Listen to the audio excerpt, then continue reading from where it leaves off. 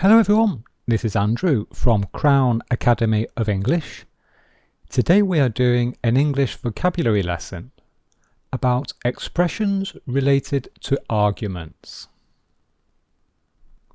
So, in this lesson you will learn 7 expressions related to arguments. So 7 phrases or expressions. Make a mountain out of a molehill. To be in someone's bad books. Bury the hatchet.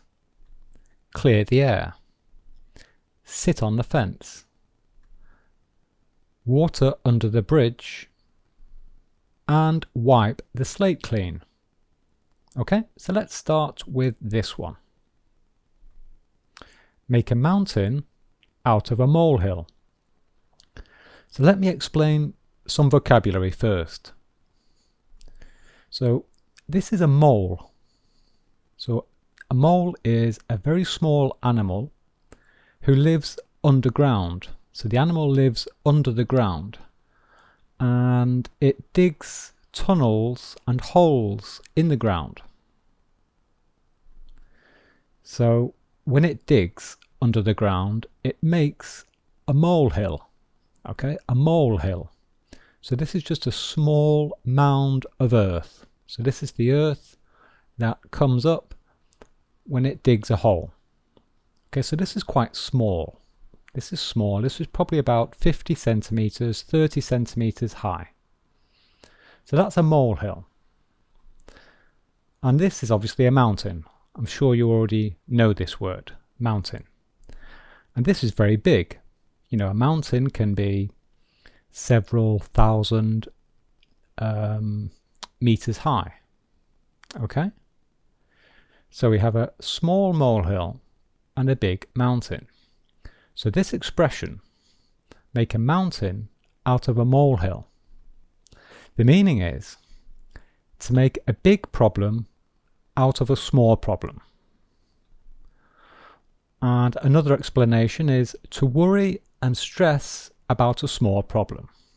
Okay, so you have a small problem which isn't really very important, but you act and react like it is a big problem.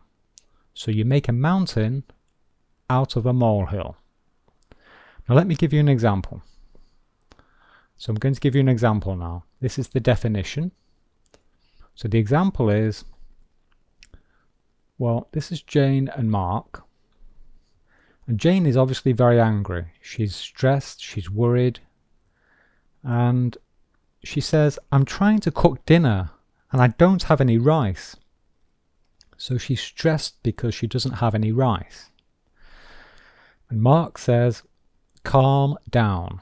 You're making a mountain out of a molehill. I will go to the shop and buy some rice. Okay? So you're making a mountain out of a molehill. You're making a big problem out of a small problem. Okay? You don't have any rice. That is only a small problem. So don't act like it is a big problem. Okay? It's not worth stressing about. It's not a mountain, it's a molehill. Okay? So to make a mountain out of a molehill. The second expression, to be in someone's bad books. To be in someone's bad books.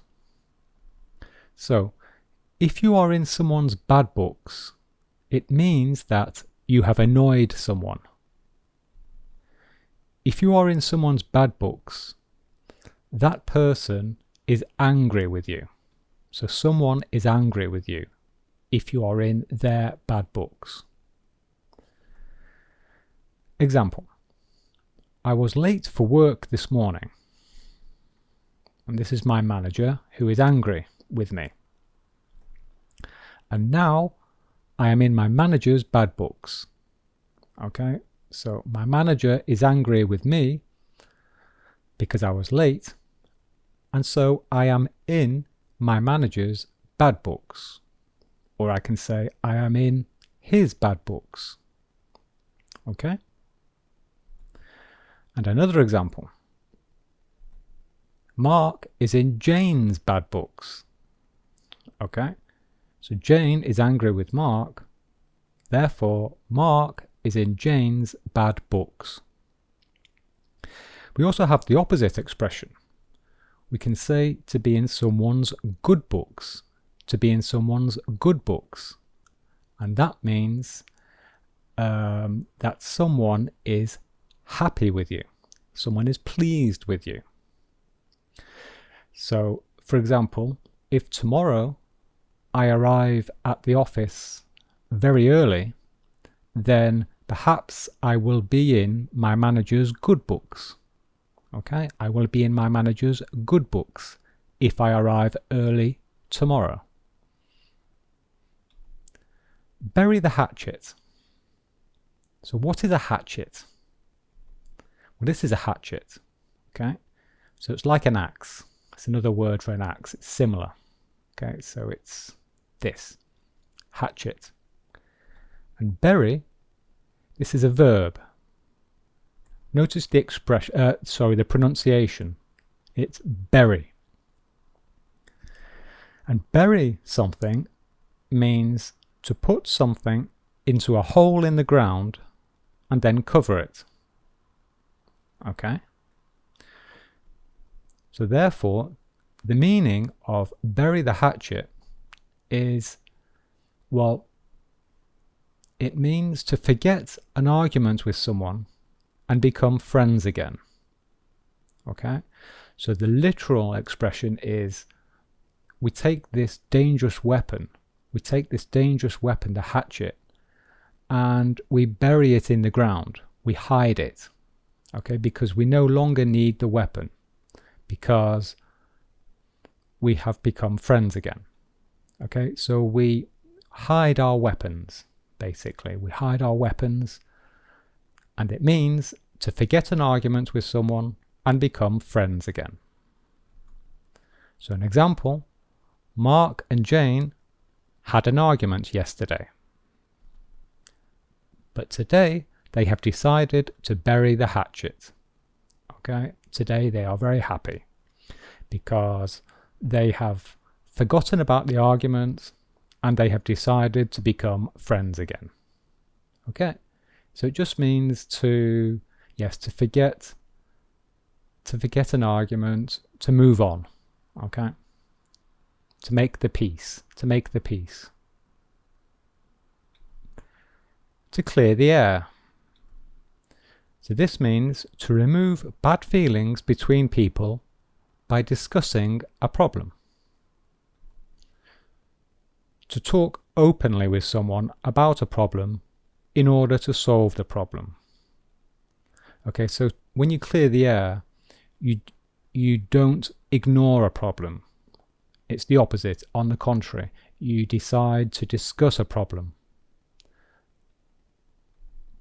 So an example, Jane is angry with Sarah. Sarah is also angry with Jane. So they are angry with each other. But they haven't discussed their problems. Okay, so they're not talking to each other. Okay, they're not talking, but they're angry. And unfortunately, this has created a bad atmosphere between them. Okay? So, now they want to discuss it. And Jane says, I think we need to talk. Sarah replies, yes, let's clear the air. Let's clear the air. So this means, yes, we need to talk. We need to discuss the problem to remove the bad feelings. We need to talk openly to solve the problem. Okay? Let's stop ignoring the problem. Let's clear the air. Sit on the fence. So this is a fence. So a fence is in the middle of something. There are two sides of a fence. So we have a fence. This side there is a field, and on the other side of the fence there is another field. But the fence itself is not in the field, it's in the middle. So if you sit on the fence, then you avoid taking sides in a discussion or argument. Okay, so this is the meaning of the expression. It's an expression, so it means to avoid taking sides in a discussion or argument. You're in the middle.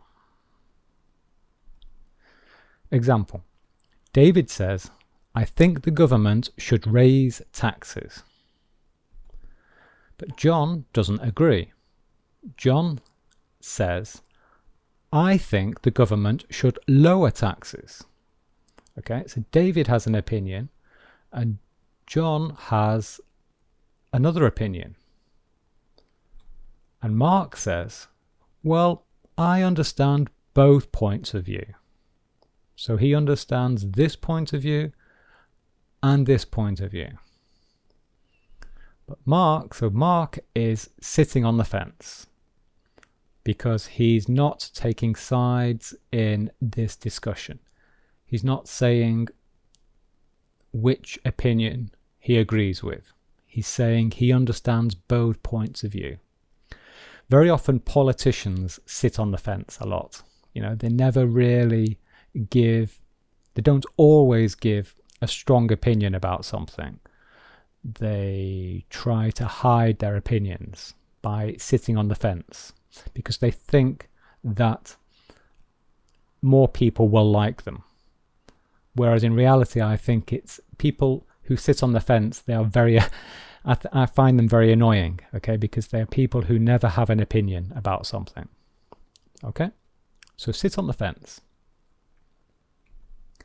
Water under the bridge. So this is the literal meaning. We have a bridge and there is water flowing under the bridge. So the meaning is water under the bridge refers to problems from the past that you no longer worry about. Problems from the past that are no longer important.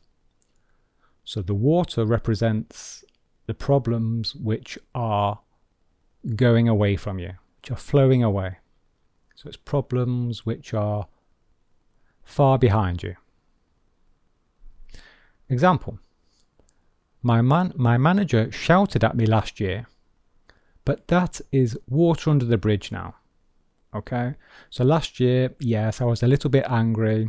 I didn't like the fact that my manager shouted at me. But now, I don't care. I've forgotten about it. It's no longer important. It is water under the bridge. He failed his exams at school, but that is water under the bridge now. Okay, so imagine you now have a very successful job. You earn good money. So it doesn't matter that you failed your exams at school. So you can say that it is water under the bridge now. Okay? So it's problems from the past that are no longer important. Wipe the slate clean. So slate is a material. It's like a grey black colour. And blackboards are often blackboards used to be made from slate. So in the past, many, many years ago, blackboards were made from slate. Slate is also the material that is on the roof of a house. So it's that very thin black grey material. So here is a photograph of a blackboard. Okay, so as I say, they used to be made from slate in the past.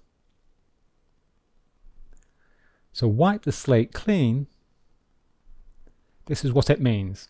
Okay, so you have a slate or blackboard with writing on it and you wipe it clean. You wipe it clean. So now it is empty again.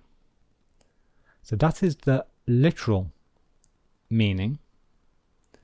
So the proper meaning is, well, to forget the past and decide to make a new start, to make a fresh start. Okay, so this is the past. We want to wipe it clean and we want to start, make a new start in the future. To forget and forgive problems from the past. Okay, so we're going to look at an example, final example with wipe the slate clean. So this is the definition, and the example is, well, in 2018 John made lots of mistakes at work. So at the start of 2019 John decided to talk to his manager. Okay, so John talks to his manager and he apologizes. He says, sorry. I am sorry for the mistakes I made last year. And the manager replies, well, 2018 is in the past. Let's wipe the slate clean. Okay, so the manager is saying, okay, I accept your apology. Let's forget the past and decide to make a new start. So I forgive you. I forgive you. The past is the past. 2019, let's start the new year and we will wipe the slate clean. Okay? So there we are. That's the end of the lesson. If you're preparing for the IELTS, I strongly recommend you take this IELTS online course. And here are some other videos which I recommend.